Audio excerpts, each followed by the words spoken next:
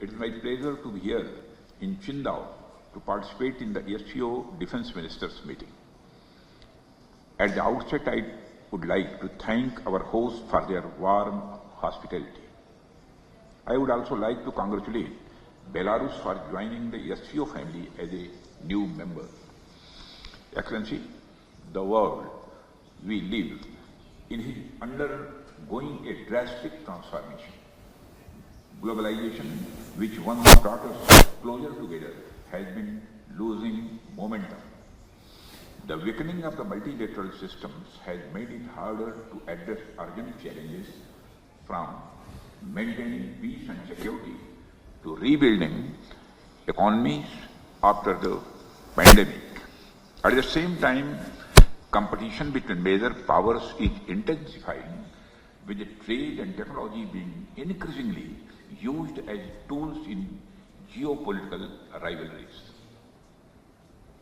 Excellency, India believes that the reformed multilateralism can help build cooperation to prevent conflict between countries by creating mechanisms for dialogue and collaboration. No country, however, large and powerful, can manage alone. In fact, the very idea of the global order, or indeed of multilateralism, is the assumption that nations have to work with each other for their mutual and the collective benefit. This is also reflective of our age-old Sanskrit saying, Sarva Jana Sukhino Bhavantu, which implies peace and prosperity to all.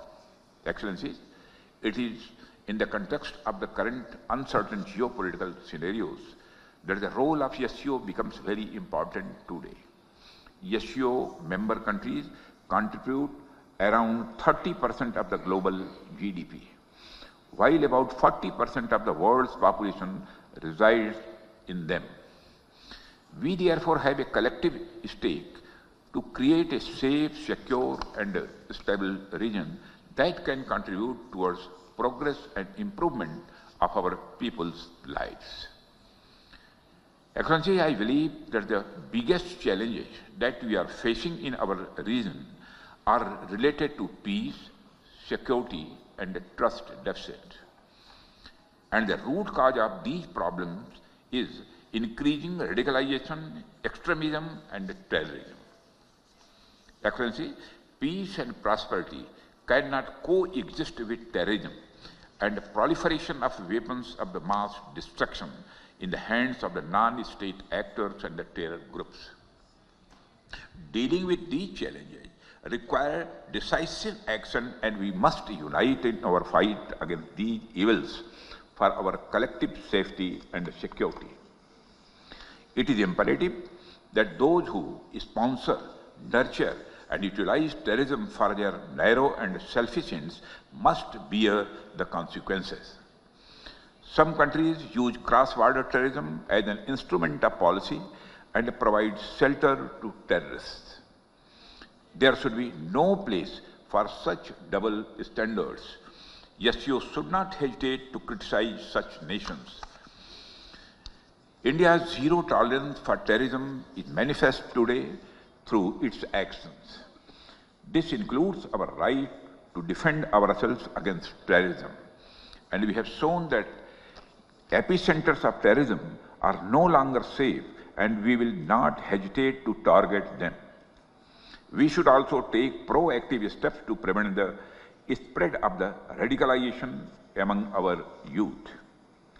The RADS mechanism of SCO has played a significant role in this regard. The joint statement of the Council of SCO heads of state on countering radicalization leading to terrorism, separatism and extremism, issued during India's chairmanship, symbolizes our shared commitment. Excellencies, we should seek to counter the technology used by terrorists, including drones, for cross-border smuggling of weapons and drugs. In our interconnected world, traditional borders are no longer the sole barriers against threats, and instead we face an intricate web of challenges that range from transnational terrorism and cyber attacks to hybrid warfare. These threats do not respect national boundaries, and they demand a unified response rooted in transparency, mutual trust, and collaboration. India reaffirms its resolve to fight terrorism in all its forms and manifestations. On 22nd April 2025, the terror group, the Resistance Front, carried out a dastardly and a heinous attack on the innocent tourists in Pahalgam, in the Indian state of the Jammu and Kashmir. 26 innocent civilians, including a Nepali national, were killed. Victims were shot after they were profiled based on the religious identity. The Resistance Front, which is a proxy of UN-designated terror group Lashkar-e-Toiba, claimed responsibility for the attack. The pattern of the Pahalgam terror attack matches with LET's previous terror attacks in India. In exercising its right to defend against terrorism and preempt as well as deter further cross-border terrorist attacks, India on 7th May 2025 successfully launched Operation Sindoor to dismantle cross-border terrorist infrastructure. We reiterate the need to hold the perpetrators, organizers, financiers, and sponsors of reprehensible acts of terrorism, including cross-border terrorism, accountable and bring them to justice. Any acts of terrorism are criminal and unjustifiable regardless of their motivation, whenever, wherever, and by whomsoever committed. SCO members must condemn this evil unequivocally. Excellency, India is committed to increasing its connectivity with the Central Asia. Better connectivity not only enhances mutual trade but also fosters mutual trust. However, in these efforts, it is essential to uphold the basic principles of the SCO Charter, particularly respecting the sovereignty and the traditional integrity of member states. India has been consistent and steadfast in its policy in support of peace, security, and stability in Afghanistan. Our immediate priorities in Afghanistan include providing humanitarian assistance to Afghan people and contributing to Afghanistan's overall developmental needs.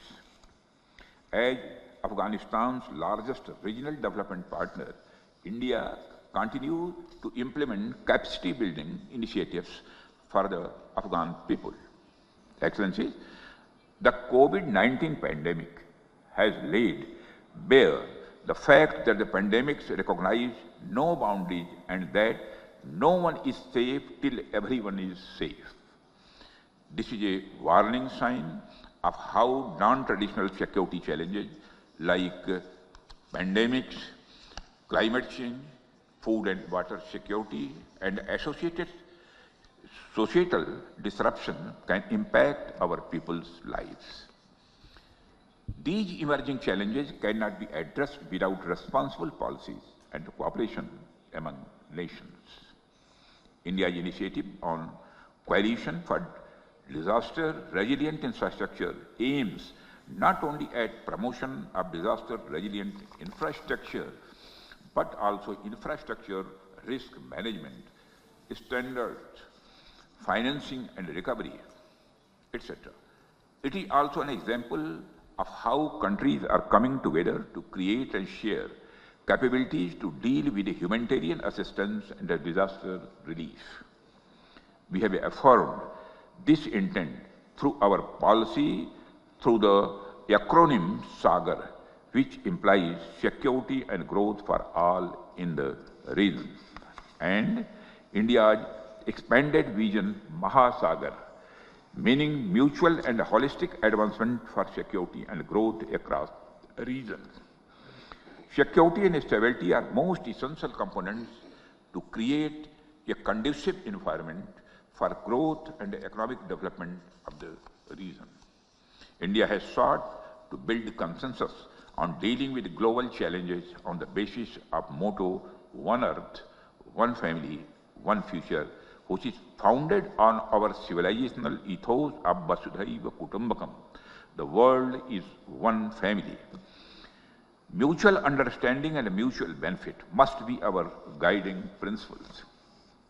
Excellency, India supports greater cooperation and mutual trust among SCO members. We should collectively aspire to fulfill the aspirations and expectations of our people as well as tackle today's challenges. We must all be in lockstep in our endeavor in strengthening stability and security in our neighborhood. Excellency, I am optimistic that today's discussions would help us to deepen the understanding of our shared security challenges and explore new areas for future cooperation in the defense and the security field. Thank you very much, Excellency.